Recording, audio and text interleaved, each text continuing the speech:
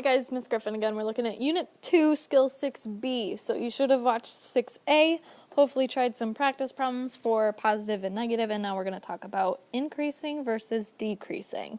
So here's your essential question. Go ahead and copy that down. How do we determine where a function is increasing / decreasing? So there's a couple important things that we need to note over here. So we always read from left to right, just like we did in the previous skill. Read from left to right. And then also we need to know what increasing looks like versus decreasing. So increasing, reading from left to right, goes upwards. Decreasing goes downwards. Again, from left to right. That's super important to register here. And one more final thing, we need all the intervals given in terms of x values. All intervals given in terms of x values.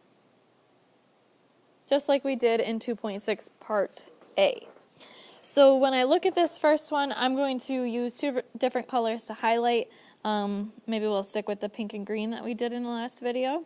So we'll do pink is increasing. So whenever I see the graph going upwards from left to right. So that's here and here. And then decreasing, going downwards, here, here. Something else, just like we wanted to do last time, is to write down the important points to us. This time, I'm not going to focus along the x-axis. I'm going to focus on these turning points. Okay, maybe we want to write that. Focus on turning points.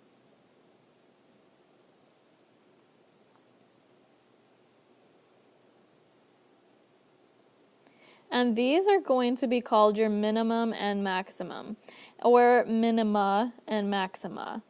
Minima and maxima. So that's where we focus right here. But again, I don't care about y values, so I'm only focused on the x values. So actually, if you want to cross off these y values, I'm totally okay with that. All right, so this x value right here is negative 1.2, and I'm actually physically labeling them on my graph. This maxima is at x equals 0. That's like a high point. And this minima, the low point, is at positive 1.2. So I'm going to, again, read from left to right, starting on the left side. Over here with this green patch, it's going downwards as I read from left to right. The furthest left that this graph can go is all the way to negative infinity. So I'm decreasing from negative infinity until I hit this turning point at negative 1.2. So negative 1.2 is where I close up this bracket, or this pair of parentheses rather. And I know there's another decreasing spot, so I'm going to use my union symbol. But then when I go from negative 0.2 and move forward, then I'm increasing. I'm going upwards. So negative 1.2 until 0 is increasing. So here we go, filling in those gaps again. Negative 1.2 is where I left off, so I got to pick up there and go till I hit 0. I know there's going to be another increasing one because I've already highlighted. So there's my union for that. And then, let's see, from 0 moving forward. Again, x is 0 moving forward. So forward and downward, so that's decreasing. We've highlighted it as green because it's going down. And so decreasing is from 0 until 1.2. X values only here, friends. And then from 1.2, moving towards the right, I go 1.2 and upwards. So upwards is positive, or increasing rather. The function is increasing. I don't want to say positive. That's something very different. And we've got to pick up at 1.2 until forever. So again, closing up the gap, I have negative 1.2 here, it matches up here. And then I have 0 here, it goes here. Closing those gaps, wherever I leave off, another pair of parentheses or another interval needs to pick up. Okay? Question number 2. Same process. Highlight your positive versus negative. So I'm going to stick with negative is green. So going downwards anywhere is green. And I'm going to highlight over decreasing so that I know exactly what I labeled it. Increasing is going to be pink for me, so highlighting again. My next step after that is to focus on minima and maxima, not the zeros. Zeros is where I cross the x-axis, and I don't care about that right now. I care about the low points and the high points, those turning points. And again, I only care about x values, so I'm going to ignore the y's. We have an x value of 0 here and an x value of 2 here. I could have found that by just looking at the graph because they turned out to be nice points, but sometimes they are decimals like we dealt with earlier. All right, starting on the far left, way over here. I'm at negative infinity for the x's, and I move towards the right, and I'm going downwards.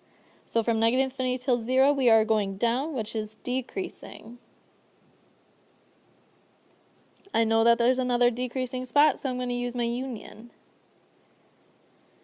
But when I hit 0, I got to pick up somewhere. From 0 until I move forward and hit 2, I'm actually going upwards on this function on the graph paper. So going upwards from 0 until 2 for the x's is increasing because it's going up. Decreasing again means going down, reading from left to right. So as I hit 2 and follow along the function on the paper, I'm going downwards. So from 2 until this graph ends, and notice that this arrow means that it's going to go down and right, down and right, down and right forever to infinity. Okay, so from here, I don't think there's any more examples. We just got to flip the page over so that we can see where we need to write our summary. So we've got a summary here. We use blank values to increase or to write the increasing/decreasing intervals along with parentheses. We always read the graph from blank to blank. A graph is determined as increasing when blank, decreasing when blank. And then this is something that I want to talk about here. You know how we mentioned asymptotes in the last one? So like maybe a graph looks like this. And then this. Well, there's this wall, this asymptote here, maybe at -1. This is a really poor example. So this asymptote would stop us from increasing versus decreasing potentially. But in this particular problem, this piece is increasing, and so is this one. So on this one, there would be no decreasing. But that asymptote tells us from negative infinity until -1, we are increasing.